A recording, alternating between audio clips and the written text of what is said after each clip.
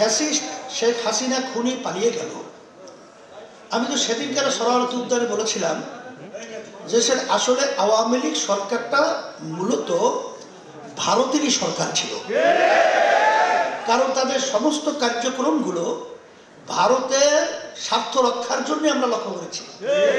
আমার দেশের স্বার্থের লক্ষ্য তাদের মাধ্যমে আমরা তেমন একটা দেখি নাই।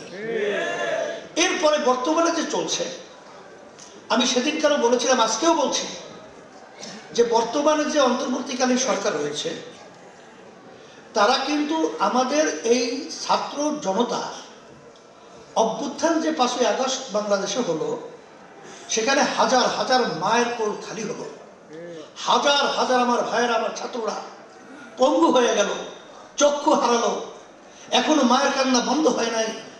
কিন্তু তখন আমরা দেখছি এই সরকার তো অগুছালো অবস্থায় তারা দেশ পরিচালনার দায়িত্ব পালন করতেছে।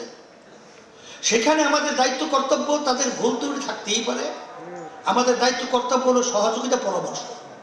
কিন্তু তাদেরকে অস্থিতিশীল করে তারপর তাদের থেকে দাবি আদায় করে নেওয়ার জন্যে এক পর্যায়ে আমি বলবো যে গত ফ্যাসিস্ট সরকার 2024 নির্বাচনে যে প্রকারই হোক তারা কিন্তু সরকার গঠন করে ফেলেছিল।